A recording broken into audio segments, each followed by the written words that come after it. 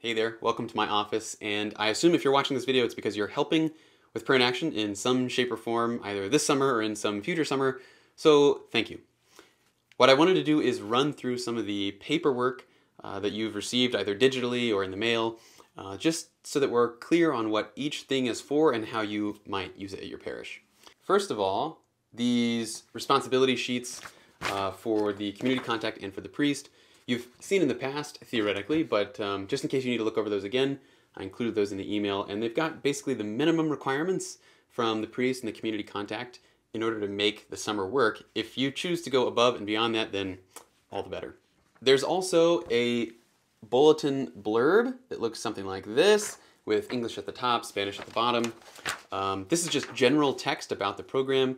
That way you don't have to create a new write-up to put in your bulletins. You can just use this if you'd like, and you can share that however you see fit. There is a flyer that looks like this. It's got a QR code at the bottom, and this it's actually formatted at the moment so that you could print it sideways and put two on one paper, but you can scale it up or down however you want to do it. It's fine with me. Basically the idea there is to hang it in your entryway or to put it in your bulletin or get it out there so that it's visible for people to see when Prayer in Action is coming to your parish, and the QR code takes you to the website so you could theoretically register to attend as a parent and a child. In a somewhat similar vein, this two-paragraph page, I called it the post office flyer because a couple summers ago people were asking for ways to get the word out to the town that Prayer in Action was coming, and they wanted to hang something in their post office, and so I wrote up a pretty simple two-paragraph thing that conveys what Prayer in Action is about and encourages people to kind of keep their eyes peeled for it. But it's not exhaustive by any means. It really has nothing to do with signing up. It's just about community awareness. One of the things that I would love to encourage more and more is for parents and their children to do this together. We've had a few sets of those over the years where one or two parents attend with their child, and they find that it's not just good for their kid, which they expected, but good for them as a family and good for them personally to experience this lifestyle of ora et labora. And a couple parents a couple years back wrote up a really nice letter for me kind of detailing their experience, and so I put that together in the parent letter which you've received, and we also have it in Spanish now thanks to Jackie in Great Bend. So if you want that in Spanish, let me know, and you can use that to promote in any way you like. And lastly, probably the thing that will have the most questions concerning it is the work order request form, which looks like this. And the top half is just for the person who is filling it out. Now, there's a few different ways to get these into the hands of people.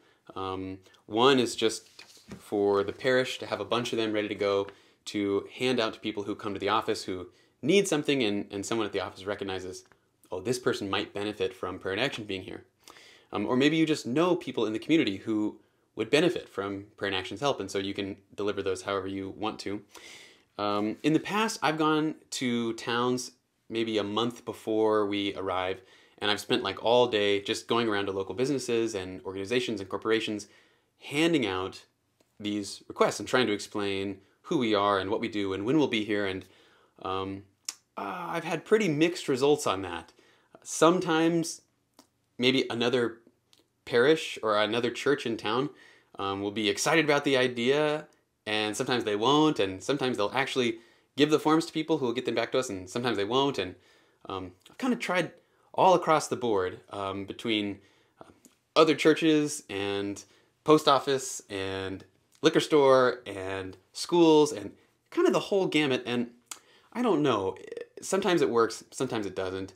I think this summer and in the coming summers, we might start doing a little bit more of like a door-to-door approach where we pick one particular neighborhood or street and send our missionaries there for a day or two prior to the program and let them knock on the doors of those people's houses and let them know that Prayer in Action is coming and offer to help in any way that they might need, or maybe they would know someone down the street who would need help. And I think that way we can keep our work a little more focused, for one, and hopefully that way we can gather more meaningful jobs and ones that really fit the Prayer in Action model, the types of jobs that fit what we do, which is another good question. Sometimes they're is uncertainty about what prayer in action does in terms of work, and there is a spectrum. We are glad to do something as simple as washing windows or maybe cleaning someone's china cabinet who hasn't been able to do that for themselves for quite some time. We're glad to do that, especially because the task may only take 15 to 20 minutes and is not that labor intensive, but the time spent with that homeowner for the next 30 minutes or an hour, just talking and looking each other in the eye and sharing this piece of Christ that we have with whoever it may be, that's a real gift, and we'd love to do that. And at the top end, we are glad to like paint a house for a family, or paint the trim for a family, or tear back some overgrown area in the backyard and clean that all up. Those are good. Those are good projects for us. There are some things that go over the edge, of course. Like, we don't do roofs. We don't do siding. We don't tear out and replace concrete. All of that is beyond us, and so that's really not in our realm, in our wheelhouse. Occasionally, there will be some unique project where a community member needs something that is fairly labor intensive, but somehow it just lines up that another community member who works in that area knows that we're coming and is willing to offer his dump truck for a day. And so he drives his dump truck in and we can load things in there to go to the dump, or a local carpenter is willing to help us put in a ramp for someone who needs it in a wheelchair.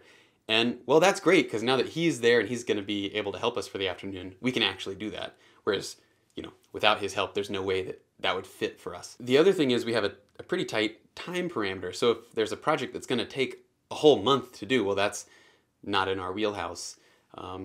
So we try to get these jobs that are kind of closely together and also similar in labor and intensity, so that all of our kids who are participating can actually participate in some way. No, it is not a Catholic cleaning service. That's a concern that comes up. We seek to help literally whoever needs help in the town, not just the people of the parish. And it's really not ideal if someone who doesn't actually need the help requests and gets the help. Now, I know that's kind of a fuzzy line sometimes at certain points, but if a homeowner has, first of all, like properties that they own, and they want us to come and paint those rental properties, that's not what we do. And also, if a family has, a really, really nice house, and they already have services done at their house by other people and all of that, and they're asking us to come kind of like do some of those services for free, I know you know what I mean. That's not really what we're looking for either. We really want to help people who need the help. So we'll just discern that between the priest and the community contact and the team. Now, all that said, the goal would be to get as many of these out as possible, having people fill out the top.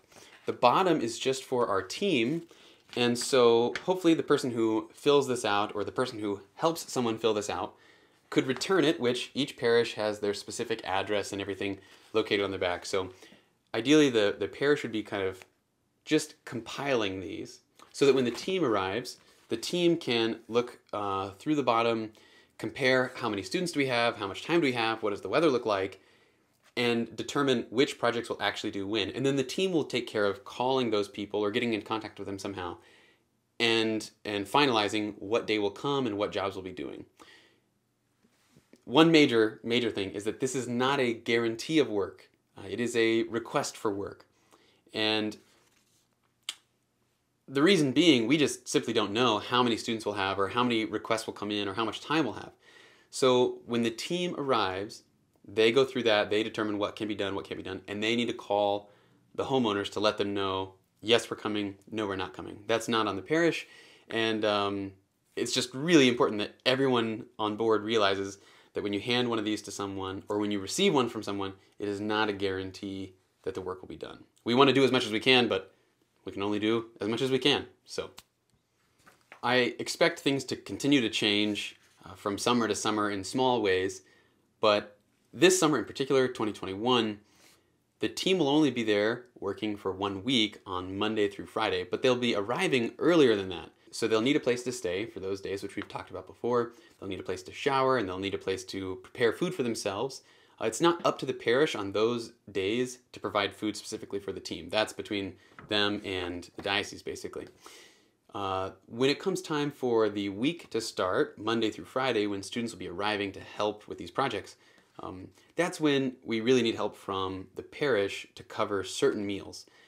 So breakfast, it's really suggested that the students eat breakfast on their own before they arrive. We'll have some probably light snacks for them, but we won't have anything, really incredible.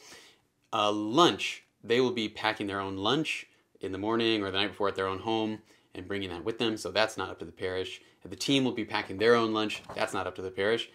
But in the evening for dinner, in the past, we've always had different groups and organizations who offer to cook us a meal or to help get the spaghetti dinner ready or whatever it is. And we love that. And normally our kids would cook for themselves, and they take turns each night, different teams of kids cooking for the other kids. And we'd toss in one or two of those generous evenings where someone wanted to donate.